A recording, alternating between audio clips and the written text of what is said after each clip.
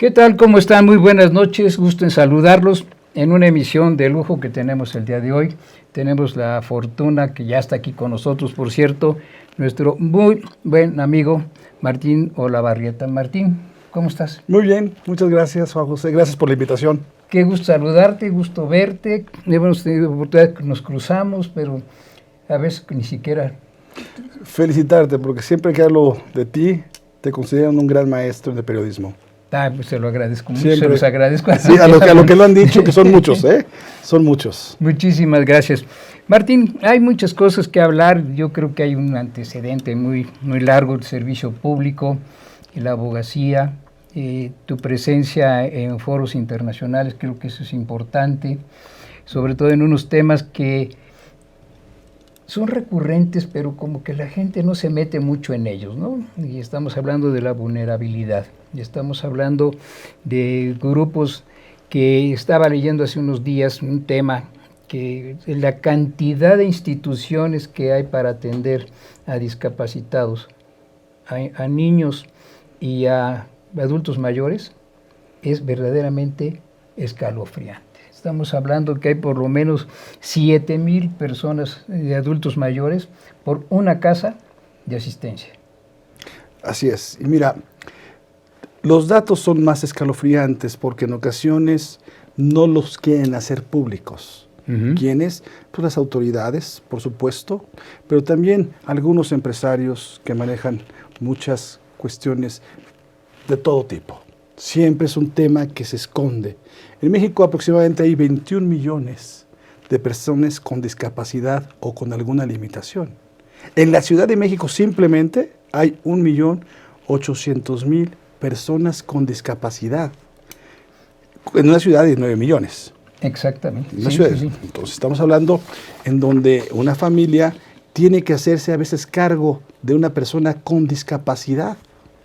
Y hay, en este caso como grupos vulnerables, muchos tipos. Entonces tenemos en la Ciudad de México, que es un área o demarcación en el país, quizás la más deshumana que hay.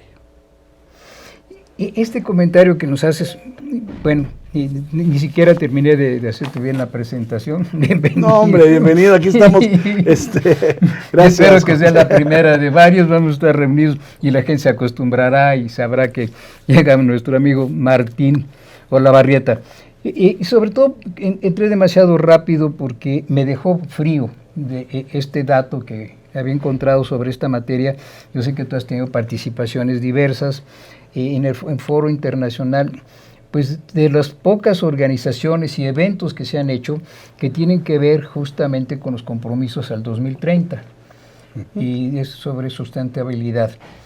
Y buscando material, entonces también formas parte de una fundación muy importante en esta materia, leí esto, el mapa de cuidados de México, que fue una propuesta hecha por Naciones Unidas y aquí en México fue acogida por el Colegio de México, por ti, y por otras instancias privadas, que no es lamentable, no es lamentable que sustituyen algo que tendría que haber hecho el Estado.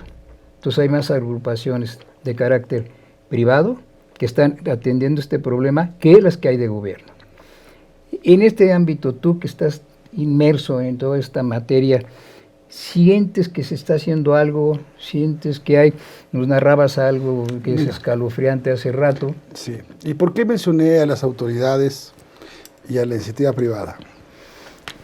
No son los únicos. Realmente en estos temas son 5 actores los que deben vincularse y trabajar conjuntamente. Por supuesto las autoridades, y eso en plano ya nacional como país, le compete a la Presidencia de la República. Ante la oficina de la Presidencia tenía lo que era la Dirección General de la Agenda 2030, que la derivó, al cerrarse la oficina, se derivó a Economía, la Secretaría de Economía, pero son temas que tienen que ver desde el Ejecutivo Nacional, que tiene que ver también con el Ejecutivo local, con los gobernadores, que tiene que ver también con los presidentes municipales. Es decir, todo lo que es el orden de gobierno y los niveles tiene que ver. Ahora, el legislativo, por supuesto que está incluido en este tema, en la legislación y homologación. Y aquí voy a hacer un tema interesante. En México, de conformidad con el artículo 133 de la Constitución, establece que la convencionalidad, que es decir, los convenios internacionales, son ley, son norma suprema, junto con la misma Constitución. Entonces, todos los convenios que se han ratificado ratificados por el Senado, son comparables, son equiparables con la Constitución. Vemos ahí una muy buena definición, ya que se ha dado ya en jurisprudencia, por parte de la Suprema Corte, respecto que todo lo que sea favorable al hombre, en cualquier caso que haya un conflicto, será pro hombre, se tendrá que resolver. Por eso están los derechos humanos. Ok, sí. Entonces, muy importante por los derechos humanos, y qué bueno que hagas esta pregunta, porque en ocasiones, lamentablemente, no estamos nosotros exigiendo de que se haga el cumplimiento cabal de los convenios internacionales suscritos por nuestro país, ratificados por el Senado y que son ley suprema, como la Constitución, en favor de los derechos humanos. Sí, y además yo creo que esta experiencia que tuviste como diputado y que estuviste en comisiones muy importantes que asociadas a esta temática, te llevan a tener un conocimiento pues un poquito más amplio, porque de alguna suerte, estando en el Poder Legislativo, como que la gente tiene que exhibir lo que se tiene. No creo que se haya dejado mucha materia al respecto, porque sí hay unas lagunas muy importantes. Y menciono lo del Poder Legislativo porque creo que en la política por ahí como que hay ciertas intenciones. Te voy a decir qué sucede, no, pero antes de eso como un antecedente. En el 2006-2009, como diputado de la cuarta legislatura de la Asamblea Legislativa del Distrito Federal, presenté una iniciativa para crear el Comité de Asuntos Internacionales. No existía en el Congreso de México, actualmente el Congreso de la Ciudad de México, no existía un Comité de Asuntos Internacionales. Eso nos permitió tener desde la ciudad la relación con todas las embajadas y consulados. Sí. Nos permitió tener una mayor flexibilidad para los temas, que fueron varios en esa legislatura, que tuvieron que ver con el aborto. Fue una legislatura que tuvo que ver con el aborto, tuvo que ver con la ciudad en convivencia, tuvo que ver también con quizás se quedó siempre en el estudio, pero empezó en 2006-2007, con relación de la legalización de la marihuana. Es decir, fue una legislatura muy, muy dinámica, y que siempre tuvimos, afortunadamente con el comité, el apoyo y el soporte de expertos y académicos internacionales para ver qué es lo que había sucedido, no para imitar, sino para ver qué efectos y qué había pasado en otras regiones cuando se hablaban de estos temas.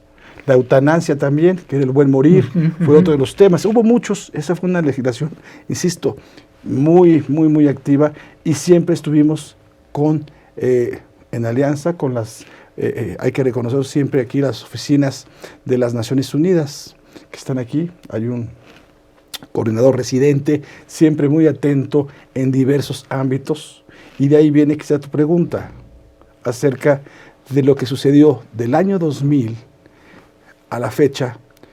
Se hicieron los objetivos del desarrollo del milenio 2000-2015. 2015, sí. Sí, y estos avanzaron, se hizo mucha cuestión donde todos los países lo suscribieron. Después dijeron, de 2015 a 2030, ¿qué vamos a hacer? O sea, ¿cómo vamos a continuar esto? Y es por eso que se suscribe, y lo firman 193 países, lo que es la Agenda 2030 para el Desarrollo Sostenible, con sus 17 objetivos para el desarrollo sostenible. Es decir, que es la continuación. Y estamos a la mitad del camino. Creo que es necesario empezar a analizar qué seguiría del 30 al 45. Es decir, los jóvenes que nos están viendo, que tienen interés no solamente en la cuestión internacional, sino de lo que está pasando en su región, en su comunidad, en su localidad, ¿Qué está pasando con el medio ambiente? ¿Qué está pasando con la energía? ¿Qué está pasando con la salud, con la educación, con la pobreza? Es decir, con los 17 Objetivos de Desarrollo Sostenible deben ver qué es lo que está dando resultado y qué no. Qué es lo que tenemos que corregir y qué es lo que tenemos que fortalecer. Sí, y de ahí nos lleva un poco, no sé si coincidas conmigo, Martín, el problema es, en México tenemos un conflicto muy serio en el que no se entiende muy bien quién lleva las relaciones con los migrantes. Y ahorita en esta materia que hay una violación brutal a los derechos humanos, sobre todo a los migrantes, y que ha pasado todo tipo de cosas, se tiran el balón de un lado y de otro, y no asumen una responsabilidad. Finalmente, todavía, la responsabilidad de asuntos migratorios recaen en gobernación, no en relaciones exteriores. Así es. Y siempre hay como que un reclamo a relaciones exteriores de temas que competen directamente a gobernación. En este caso concreto, lo que sucedió en Chihuahua, en Ciudad Juárez, fue terrible, de la muerte de estos migrantes. Y es, ¿de quién es la responsabilidad? No, pues es relaciones, porque pues, tiene que ver con el exterior, no, pero la responsabilidad migratoria depende fundamentalmente de gobernación. Mira, nada más porque eres un experto y te vas exactamente a la pregunta. La Constitución, nuestra norma suprema, establece en el primer artículo los derechos humanos. ¿A quién le compete? Al Estado. Totalmente. ¿Y quién es el responsable dentro del Ejecutivo, Legislativo y Judicial? De los tres, por supuesto, pero el responsable directo es el Poder Ejecutivo, el Presidente de la República, a través de la Secretaría de Gobernación, que delega, por supuesto, esa función, y después a Migración. Los responsables de todo lo que ha sucedido con la política migratoria es el Ejecutivo Federal. Y ese es un punto que aparentemente intrascendente, pero tiene muchísimo sentido, porque la Ciudad de México se convirtió de repente en un ente demasiado abstracto. ¿Sí? Cuando se llamaba Distrito Federal, no era simplemente porque querían denominarlo de alguna manera, era eso, era el distrito donde estaban alojados los poderes de la Unión, Así es. como pasa en Washington. Es lo mismo Washington State que Washington DC, Así es. que es el distrito donde se encuentran los poderes. Entonces es una figura que tendría que haberse blindado, por decirlo de esa manera, en donde la gente identifica, esto es economía, esto es el poder legislativo, esto es el poder judicial, esto es el poder ejecutivo y sus oficinas. Y entonces esa área debería tener una figura importantísima y donde se ventilan los problemas de acuerdo a esa situación. Cuando estás en el exterior y comentas con alguien, se te quedan viendo con una cara de, a ver, ¿cómo? Es una ciudad como cualquier otra ciudad y la gobierna como cualquier otra ciudad. Bueno, antes tenían asambleístas, no diputados. ¿Pero por qué? Porque no era un estado en sí mismo, era un distrito federal. ¿A dónde nos lleva esto? A que de repente como que se diluye la autoridad federal de la autoridad local y no tiene el mismo impacto, donde se supone que en Washington tú vas y es una ciudad que está hecha justamente de servicios del gobierno federal de los Estados Unidos, y cualquiera que está por ahí es de alguna suerte recibe los beneficios de esto. Tú lo que decías hace un momento, que consigue un lugar donde puedas ir con muletas o con silla de ruedas y a ver a dónde te llevan. En estos lugares está perfectamente previsto. ¿Por qué? Porque en el servicio diplomático, en el servicio consular, y llega una representación de cualquier país, los tienes que recibir en las condiciones en las que lleguen. Y desde ahí ya das una imagen. Desde ahí el diplomado que alguna vez desarrollaron ustedes en esta agrupación de alto nivel, bueno, la gente se reúne, pero en el entendido de que se sabe qué se está haciendo y que México de alguna manera responde a, pero de repente como que no respondemos. Sí. Voy a terminar con lo, vinculando lo que me estás comentando ahorita, Juan José, con la vinculación que hablamos de los actores, y hablé de las autoridades, que por supuesto es la encargada que se realicen y se ejecuten las cosas. Pero también está la iniciativa privada. Y en Naciones Unidas, por ejemplo, está lo que es el Global Compact, que es el compacto de las empresas a nivel mundial. 14,000 empresas que están unidas con lo que es la Agenda 2030 y sus 17 Objetivos de Desarrollo Sostenible. Vamos a hacer un corte. Sí, claro. Acuérdate dónde nos quedamos. Sí, como no me acuerdo, Y perfecto. continúa. Perfecto. Regresamos en un minuto. Para ti que tienes una empresa o negocio, contamos con diversos servicios que se adaptarán a los tuyos. No te preocupes por tu presupuesto. Nosotros te ofrecemos todas las facilidades para dar a conocer tus servicios. Recuerda, podrás expandir tu empresa o negocio. Y no lo olvides, porque todos estamos unidos, nos movemos por ti.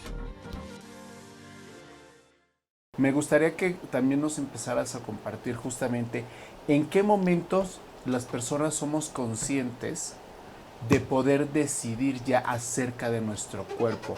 Muchas veces se tiene también la idea de que desde los niños, como un niño, los niños todavía no pueden decidir, viene esto de las infancias trans muchas Yo veces. creo que siempre hay un camino que se ilumina cuando uno decide su destino y mira, te va llevando y te va guiando y vas encontrando a la gente adecuada para hacerlo. Quisiera en este momento hacer un viaje en el tiempo y regresar contigo en tus recuerdos, en tus palabras, a ese primer día después del propedéutico en Casa Azul, cuando ya tomas tu primera clase, que dices, a ver, lo logré, vivo en México. Ya estamos aquí en Las Noches con Sentido. Muchísimas gracias por estar con nosotros, arrancando ya pues prácticamente el fin de semana, mi querida Carlita. Tania, Matías aquí, bienvenida. En la casa que te vio nacer, ¿eh? Sí, claro, sí, Exacto. pero ¿qué es para ustedes el poder?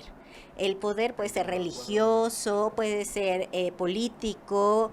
A veces escuchamos del poder en las organizaciones, de quién tiene más gente a su cargo, pero la realidad es que hoy en día, ¿por qué no recurres a tu poder interior? Muchísimo teatro y el día de hoy...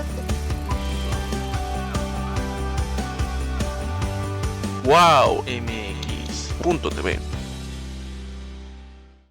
Pues bien, ya estamos de regreso y seguramente los que se acaban de incorporar, si no estaban al pendiente, resulta que estamos platicando afortunadamente en una primera conversación que esperemos convencerlo a que Martín Olavarrieta nos acompañe con más frecuencia. Martín, Con mucho gusto. son muchos los temas y ahorita quizás cerremos un poquito este ámbito de lo que hemos venido hablando de la vulnerabilidad, del proyecto de 2030 de Naciones Unidas, pero nos hablabas de un grupo muy importante, el Grupo Compacto de Naciones Unidas.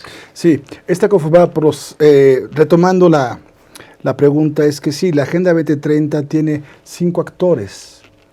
Tiene más, pero 5 actores muy específicos. Entonces ya hablamos de la autoridad, ya hablamos en estos momentos de la iniciativa privada, que también se reúne con lo que se conoce Global Compact, que es el compacto global, donde las empresas trabajan y ven cómo pueden ayudar a los 17 Objetivos de Desarrollo Sostenible, pero también está la sociedad civil organizada.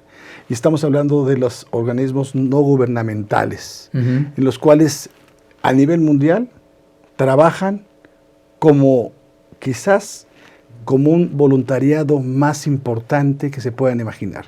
Es decir, no están dentro de una estructura institucional, sino son voluntarios de diversos, de reforestación, de, bueno, los enfermeros, ahí están las grandes. Los Rotarios, por ejemplo, los Rotarios y los Leones son organizaciones no gubernamentales. La Cruz Roja, entre comillas, puede considerarse una organización no gubernamental. Sí. Caritas son organizaciones no gubernamentales, muchas humanas, muchas religiosas, trabajan y aportan. Entonces tenemos la autoridad, la iniciativa privada, las ONGs, y viene un sector importantísimo que hay que involucrar cada vez más. A los académicos, a los expertos, a los profesionales, a los estudiosos de los temas. Estos que tenemos que ligarlos con un porqué. Y es cuando hablamos de los grupos vulnerables, de los que no tienen. Es decir, la Agenda 2030, en lo que se refiere a la prosperidad, vemos la cuestión económica. A lo que se refiere a la cuestión del planeta, vemos todo lo que es ecosistema, lo que es el cambio climático, lo que es la agenda. Ya sabemos lo que está sucediendo ahora en todo el mundo con un calor nunca antes vistos, nevando en otros lugares, el deshielo, el fenómeno del niño y de la niña que ya viene, etcétera. pero también hablamos de las personas. Todo tiene que estar en el centro de las personas. Entonces, todos estos 4 que hablamos tienen que tener y se van a los grupos vulnerables, a los pueblos indígenas. Se protege mucho a las niñas, a los niños y a los adolescentes, muy claramente. Tenemos también adultos mayores y tenemos personas con discapacidad. Ahora, un tema, yo creo que de lo más relevante, y por eso dije que la Ciudad de México es una ciudad muy deshumana, en el sentido de que estos grupos que estamos hablando no han tenido el impacto o la sensibilidad para proteger a todos ellos que tienen algún tipo de discapacidad, ya sea motriz. Tenemos amigos nosotros en muchas asociaciones que son ciegos, que son sordos. Tenemos agrupaciones muy importantes con síndrome de Down. Autismo es un problema porque ni siquiera hay registro nacional, pero es un problema que vive la familia real en la Ciudad de México. Los casos son los que nos están viendo. Estamos abocados haciendo un censo, un estudio de cuántos son. ¿Sabes que no hay registro nacional de autistas? Sí. No se sabe cuántos hay. Para muchos no es considerado una enfermedad. Puede ser un espectro y podemos trabajar sobre eso. Pero lo que sí es que la persona que cuida a una persona con autista tiene que estar continuamente con él y no tiene oportunidad ni de trabajar ni de estudiar. Aunque haya esta nueva cuestión de online, es muy complicado tener y no hay centros específicos para ellos como atención especial que se les pueda dar. Entonces vamos a ver síndrome de Down, estoy en esos temas, síndrome de Down, autismo. Tenemos que ver algo que lo platicaba con un amigo muy querido, es el doctor Narro, que fue rector de la universidad. Y la semana pasada le decía los datos, porque he estado recorriendo para conocer de viva voz lo que está pasando. Un tema, la salud mental. Dije, ¿qué está pasando con la salud mental en la Ciudad de México? Veo demasiada angustia. Quizás desesperación, de cierta manera, de muchos, pero también hay depresión, por muchas razones. Pero todas estas te llegan a tener quizás un principio de neurosis, paranoia, y que puede acabar en una esquizofrenia, o muchos que ya lo están viviendo. Bueno, para ellos, les comentaba yo, ¿qué políticas públicas hay? ¿Hay medicinas? ¿Cómo están las instituciones que atienden estos temas de salud mental en este 2023? Después de haber acabado la pandemia, no sabemos cuáles son las secuelas, los datos todavía no los tenemos de esa situación, donde los jóvenes, lamentablemente, he ido a varios, esto me sucedió en Milpalta la semana pasada, donde se había suicidado un joven porque no encontraba quizás lo que él quería. Y entonces del alcoholismo a la drogadicción, y de la drogadicción entras a un estado psíquico, emocional, social, en donde ahí hay un conflicto para incorporarte a la sociedad. Y ese es un tema que tenemos que ayudar a los jóvenes a incorporarse, no solamente a la sociedad, sino que tengan un trabajo digno, que tengan la posibilidad de regresar a su casa y decir, hice esto productivo y tuve la oportunidad de hacer esto. Ahí entra, siento, Martín, quizá coincidas conmigo, de la sociedad civil tiene un papel fundamental. No es el Estado finalmente el que tendría que verlo, sino que tendría que ser el soporte, sí, de toda esta organización civil, como los organismos no gubernamentales, sí, que ejercen la presión suficiente, están haciendo un trabajo directo con el cuerpo social, y el Estado debe estar pues un poco nomás cobijando para que tengan justamente el sustento y el apoyo jurídico, pero la función es de la sociedad y no delegarlo en si tienen o no tienen. Por eso estas cifras que daba hace un rato, finalmente la iniciativa, pero qué bueno que tiene esa iniciativa, porque no tiene otro interés que no sea realmente ayudar a la sociedad con la que se está conviviendo. Sí, mira, yo felicito y conozco extraordinarias asociaciones de asistencia privada, COMSE, bueno, muchas de ellas y de empresarios filantrópicos que hacen una labor extraordinaria y además lo hacen altruistamente. Eso hay que reconocerlo. Cuando hablé de algunas empresas, es porque en muchas ocasiones estas empresas, y tengo un amigo que se llama Antonio, que me ha orientado sobre eso, Antonio Durán, que algunas empresas quizás, ¿sí?, abusaron de utilizar estas acciones altruistas para deducir impuestos y cada vez más. Entonces, ahí hay algo que ando yo platicando con este amigo, de que también hubo abuso. Y ese abuso no es tolerable, porque una cosa es que tú estés haciendo algo por los demás a tratar de sacar un provecho y no pagar impuestos. Entonces tienen que pagar impuestos, y creo que lo harían si supieran que el dinero que están entregando al SAT, vamos a decir, va a estos lugares. Sí, y esto de lo que te quería comentar, Pickering, un autor que habla sobre el capitalismo del siglo XXI, y dice muy bien, dice que el altruismo capitalista le ha venido muy bien a los grandes capitales. Sí, porque es una forma de evadir una cantidad importante de impuestos y resulta que quedan como los buenos de la película. Y en el fondo lo que traen no es tanto esta labor o este espíritu altruista, sino es de qué manera yo evado una cantidad importante de pago de impuestos. Se lo califica como... Sí, a este amigo que mencioné le he pedido yo que me dijese de qué manera podían ellos directamente, porque sí quieren colaborar, sí son altruistas, tienen sensibilidad, pero a veces el gobierno en muchas áreas son corruptos, se quedan con el dinero o no va a donde les gustaría que fueran, o que por ejemplo, para lo que es síndrome de Down, hay mucha gente que aporta. Si uno aporta y si sabe que va a llegar a este centro, por ejemplo, a la academia de Langdon, de nuestra amiga Silvia, que es maravilloso, con Francisco de la Torre, que tienen una extraordinaria escuela, saben que va a llegar a este lugar. La cuestión, y yo no lo sé, estoy además investigando, estoy viendo qué se podría hacer para que se hiciera una manera directa de que llegara el dinero que quieren dar a las personas que tienen alguna vulnerabilidad. Y hablaste de un tema, accesibilidad. ¿Y por qué hablé que esta ciudad es una ciudad deshumana? Porque nada más para hablar del transporte, vamos a ver cuántas personas tienen silla de ruedas, muletas, o tuvieron una luxación, o tuvieron quizás una lesión del fémur porque se pegó, o la cadera. Bueno, no hay taxis que puedan llevar a la gente con silla de ruedas porque no cabe. Y los taxistas me han dicho, pues que no tenemos ni siquiera una parrilla, no tenemos ningún mecanismo para poder subir.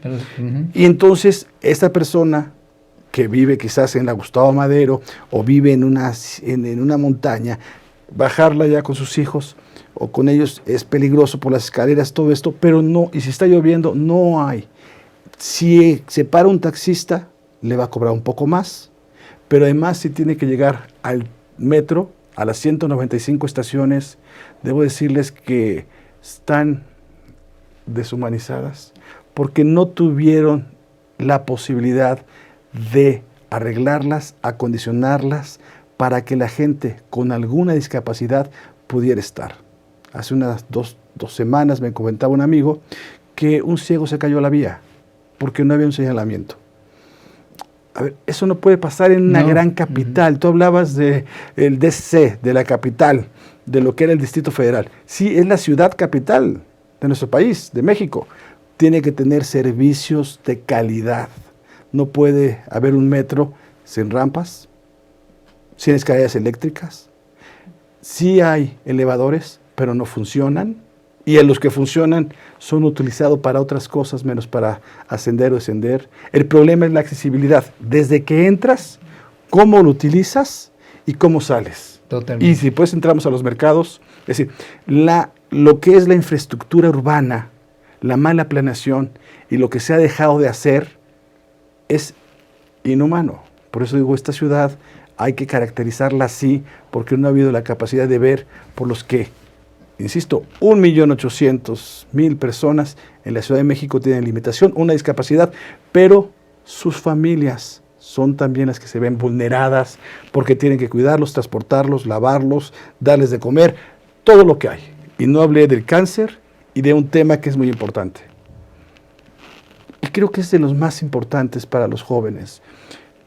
Mira, hace rato venía filmando a una niña que estaba sobre San Cosme y lamentablemente ella era niña de la calle o situación en la calle.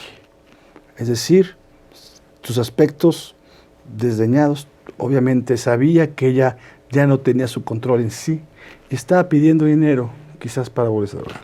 El problema es no solamente los alcohólicos o los que tienen alguna drogadicción, sino también que pasan a un estado psíquico, cognitivo ya dañino, que eso no se está viendo y no, insisto, no hay medicinas que puedan graduar por lo menos para que, bueno, los casos son reales, y yo no decía que escalofriantes, pero tenemos que ser igualitarios, tenemos que ser inclusivos en esta ciudad. No es posible que no los veamos, que la gente no los vea.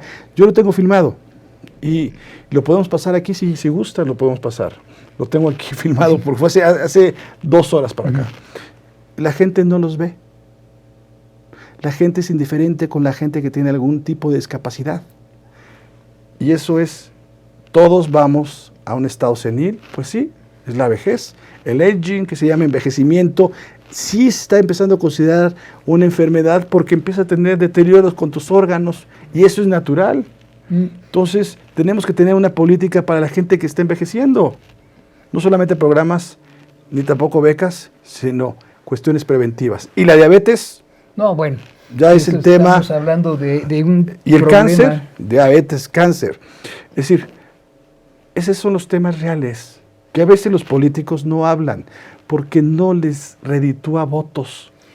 Aquí, Martín, yo creo que es donde entramos justamente en una materia muy importante que es la deshumanización de la que tú hablas.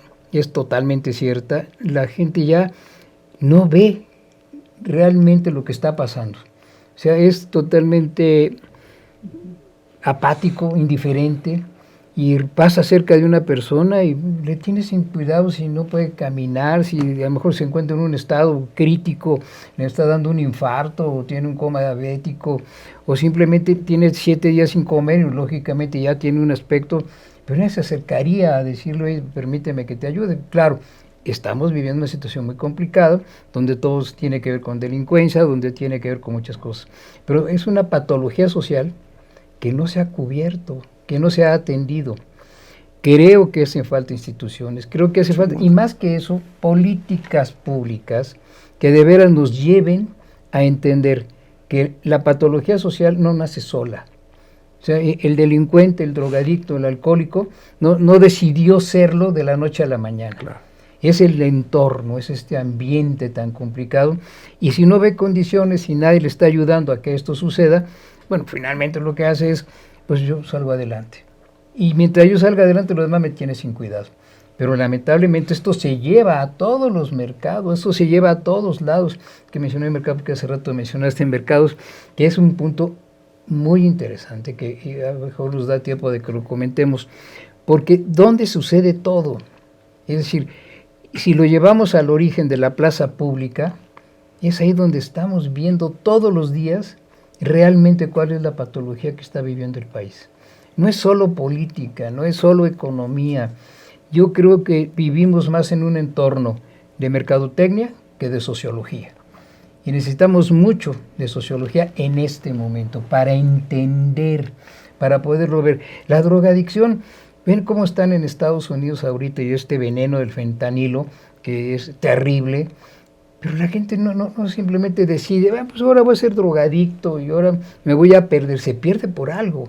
Se pierde porque ya no tiene remedio su vida. ¿Sabe? Prefiero vivir fuera de este mundo a seguir en este mundo. Porque si sigo consciente, me voy a pegar un tiro. Yo creo que ni para la pistola ni para la bala, pero se tira al metro. Pero es un poco lo que tú mencionas, Martín. Es La deshumanización es producto de las grandes desigualdades que tenemos en el país.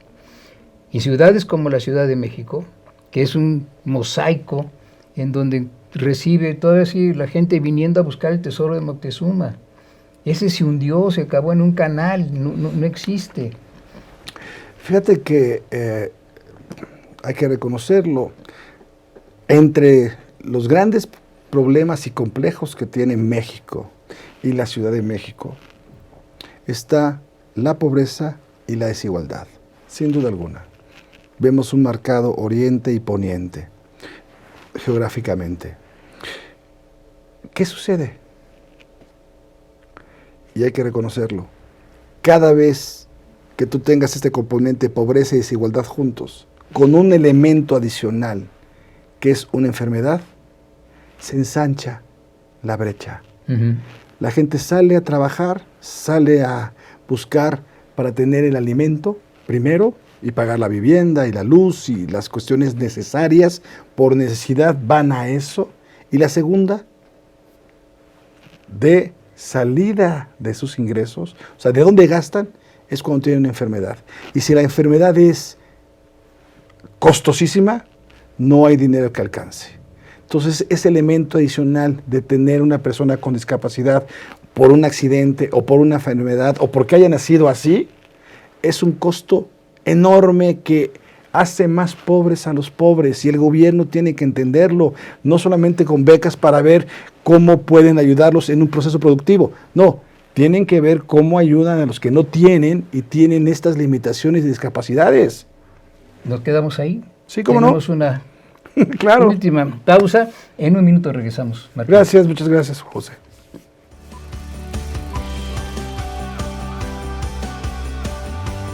WowMX.tv. Por actitud, vamos a tocar el tema de los cambios vibracionales, todos los efectos emocionales, mentales, físicos y espirituales con los cambios que tiene la Tierra y las implicaciones que tienen en el ser humano. Así que de verdad te pedimos te quedes, porque sé que muchos de ustedes están viviendo sintomatologías, estados emocionales, psicológicos, espirituales, que a veces nos tienen en un estado de ¿por dónde? ¿No? ¿Cómo le hago? ¿Por qué? ¿Qué siento? ¿Por qué siento esto? Y me gustaría... De percepción, ¿tú crees en el sincrodestino de que las piezas se van amalgamando, se van integrando para crear algo? Y en ese sentido, yo estoy convencido, o a mí me sucede en este mundo, o ya después de unos golpes en la vida. Y en México hemos tenido y hemos estado frente a dos eventos muy importantes que creo que los que participamos nos sentimos muy complacidos de que así haya sido. Uno de ellos fue en noviembre del año pasado, y fue justamente por lo del INE no se toca, y luego se repite este fenómeno de que congrega a la sociedad civil, y estuvimos en el mes de febrero para que defender a la Suprema Corte. Imagínense con esta embestida que ha hecho en contra de los poderes de la Unión. ¿Esto qué significa?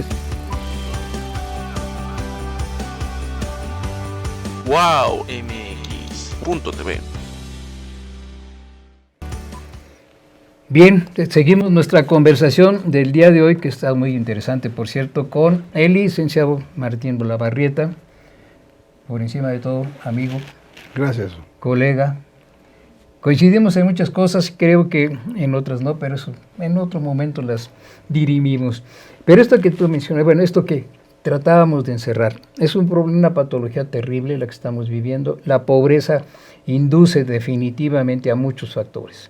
Si la gente, no creo que exista nadie que viva a gusto en la pobreza. Yo creo que el gran problema que tenemos es querer repetir el modelo que no ha funcionado. Es decir, no se trata de distribuir la riqueza, se trata de crear riqueza, de que genere la gente riqueza, que tenga condiciones para hacerse de los recursos. Los que tienen muchísimo dinero lo van a seguir teniendo, y no son ellos los que van a decir, a ver, te voy a repartir dinero y con eso ya dejas de ser pobre. No es eso, tiene que crear, como tú mencionabas, no se trata con becas, se trata de que dame una fuente de trabajo, dime dónde trabajo, no me des los peces que me los como y se acabó. No, dame un trabajo. yo sé trabajar, voy a trabajar, y si mi trabajo se remunera, y con eso tengo mejor a mi familia, puedes estar seguro que dejo de tomar, quizá ya no entro a las drogas, que dejo muchas cosas, pero es esa angustia. Y estábamos viendo hace unos días que salieron los registros de INEGI, y que vemos, decir, es que bajó la pobreza. No, a ver, espera.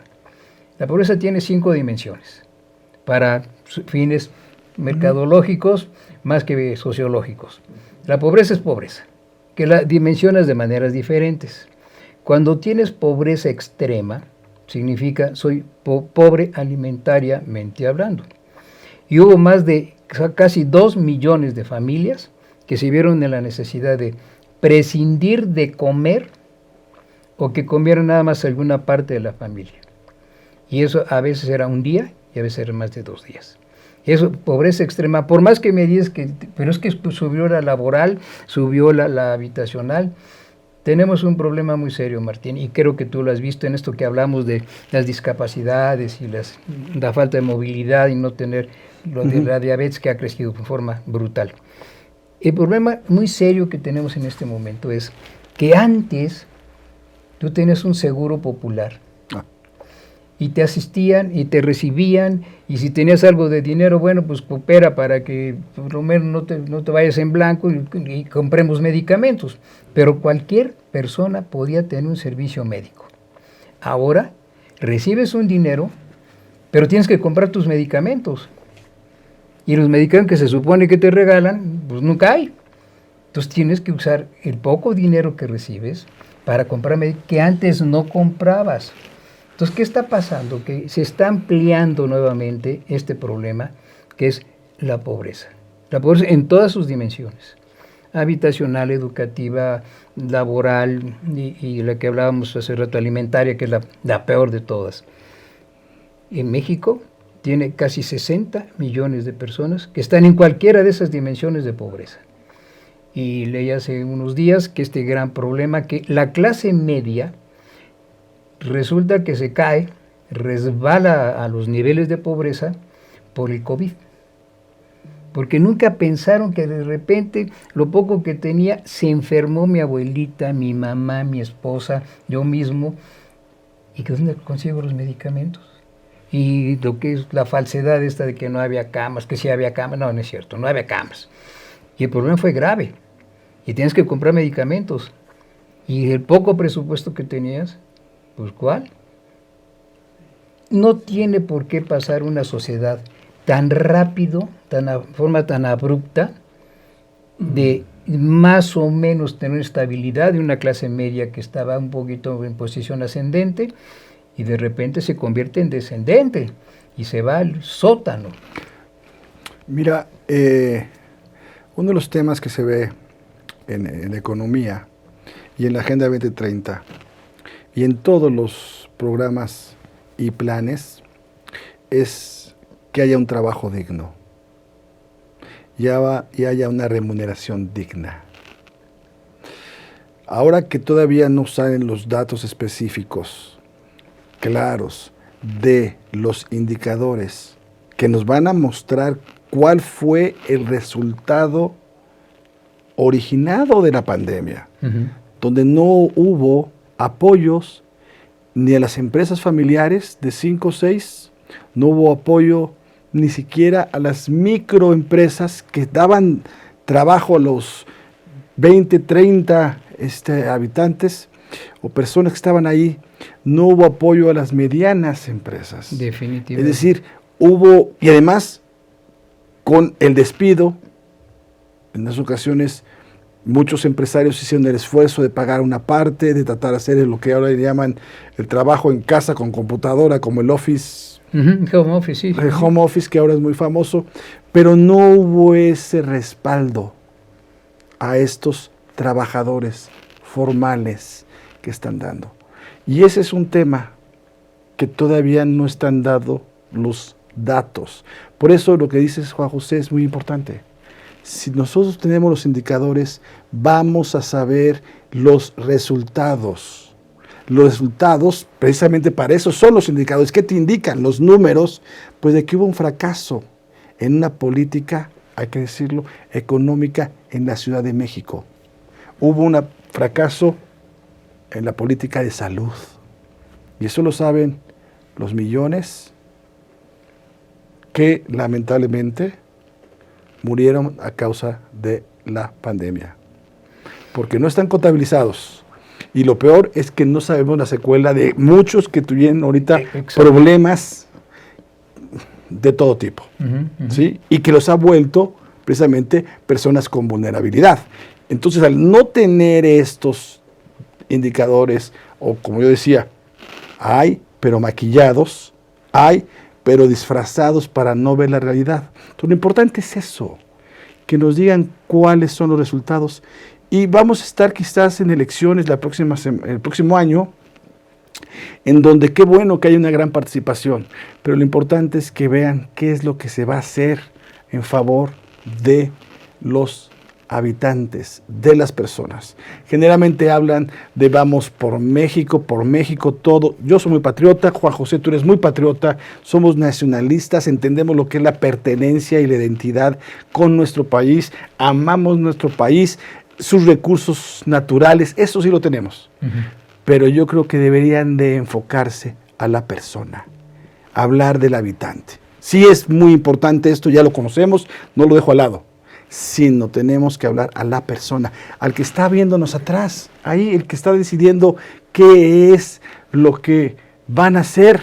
¿Quiénes? Pues los que lleguen a ocupar un puesto, quien sea. Por eso hay que conocer la personalidad, la historia del que va a ser que quiera ser aspirante o candidato, etcétera. Deben saber quién es, hasta su estado mental. Insisto, no sabemos muchas cosas que sucedieron después de esta pandemia. Lo que sí sé, tengo yo 2 hijos que estuvieron encerrados 2 años, al igual que de ustedes, y que perdieron no solamente la cuestión de escolaridad, sino no tuvieron esa relación emocional, social, de no poder ver a la novia, de no poder no poder que ir a la fiesta, estar en la casa, haciendo ejercicio ahí como pudiera. Es decir, todo eso, ¿sí? No sabemos qué efectos produjo para muchos. Y creo que es algo que este gobierno debería estar atendiendo. Y con el tema de salud, nada más o menos, sí fue una cuestión quizás hasta criminal. Sí, y creo que es uno de los temas torales que hay que atender, pero en forma urgente ya, la cuestión sanitaria, porque está íntimamente ligada a la vida de las personas. Así es. Y si, ¿de qué te sirve tener una sociedad, entre comillas, con grandes posibilidades de avanzar, si tiene serios problemas sanitarios, no puede resolverlo, no puede avanzar, no puede comer, no puede hacer muchas cosas? Se quedan en el tintero muchos temas. Antes de irnos, que nos falta poco, no quiero dejar pasar, Martín, por ahí, pues, tiene de repente gente que dice y habla, y que Martín otra vez entra a la política. Bueno, siempre ha estado cerca, pero ahora de nueva cuenta. Le entro de lleno a la política, siempre he estado con una profunda convicción, soy abogado de profesión, pero sí, desde este siglo, que empieza este siglo, me metí a la política para poder servir. Mi convicción es servicio, por eso lo hablo abiertamente. No fue nunca una negociación ni una cosa que mala vida.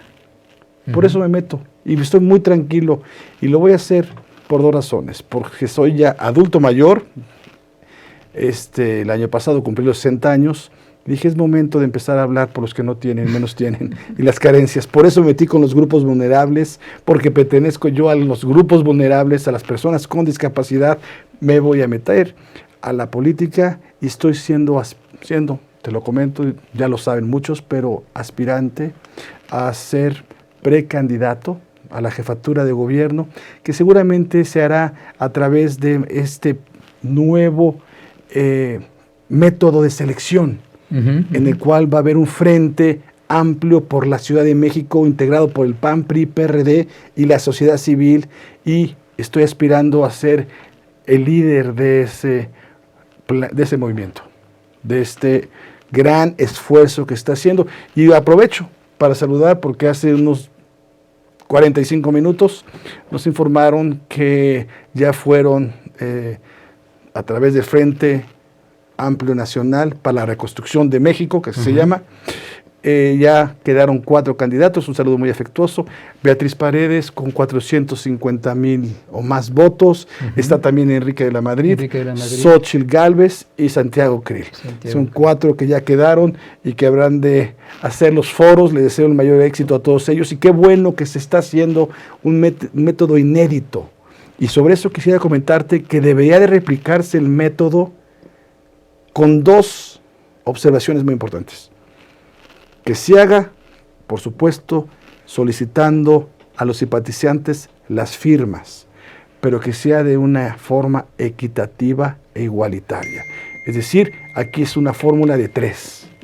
Si para los 96 millones de mexicanos se requirieron 150,000 firmas para los que aspiraban a la presidencia de la República, que se aplique para los 9 millones, cerrando los números, para los 9 millones, la fórmula de 3, que equivaldría a un aproximado de 14,000-15,000 firmas para el que quiera ser y pretenda aspirar a la jefatura de gobierno como precandidato y también para los alcaldes. Y es muy importante porque mientras más aspirantes haya a la jefatura de gobierno, más comunidad habrá política y mejores soluciones se puedan presentar por la misma competitividad. Hay que echarle todos para ver quién es más competitivo, quién es más experimentado, quién tiene técnica, quién tiene habilidades y quién no tiene. Yo creo que estamos en este momento diciendo que los partidos lo hagan con el método de selección como la presidencia de la República, pero, insisto, con la fórmula de 3, porque son capaces de pedir muchas firmas y dejar a muchos ciudadanos que quieren participar. Ya lo viste, aquí hubo 12. Sí. Debemos darle entrada a los ciudadanos que no van a poder conseguir firmas. Los ciudadanos quieren ser, y hay que invitar a todos los que quieran participar, y vamos a encontrar gente profesional, por lo menos para concejales. En los concejales que están en las alcaldías debe haber una persona de pueblos indígenas, o sea, de originarios, que hay 144 en la Ciudad de México, un representante. Debe haber también una persona con discapacidad que sepa el problema que hay con este gran grupo, que son 22 millones en México. 22 millones, no es un grupo, 22 millones hay, por eso hablábamos de los datos pasados. Y aquí en la Ciudad de México, 1,800,000. Pero también debe haber, por ejemplo, un doctor, una enfermera, uno que pueda. Estos concejales son los que van a hacer el presupuesto, van a fiscalizar, van a decirle al alcalde cuál es la situación, qué comités, etcétera. Hay que trabajar sobre eso y hay que invitar a toda la ciudadanía a que participen. La participación en la política es indispensable. ¿De quién? De los ciudadanos. Dependemos de ustedes, que tengan confianza ustedes en los políticos, que es difícil, yo sé que es dificilísimo, pero es el sistema político que tenemos ahorita. Martín, yo creo que vamos a tener que trabajar. Sí. Nos vas a tener que ayudar viniendo. Con mucho gusto, Juan José, todo el tiempo. Y creo que hay temas que podemos ir ajustando y invitar a la gente para que participe, que nos mande a través de las redes sociales, nos hagan saber sus inquietudes. Es la primera, espero que se repita. Te agradezco mucho que hayas estado con nosotros, Martín Olavarrieta. Fue un placer platicar contigo y ya nos estaremos viendo. Y a ustedes por su atención, muchísimas gracias. Nos escuchamos y nos vemos el próximo miércoles. Hasta entonces. Muchas gracias. Gracias a ti. Gracias. Ya estamos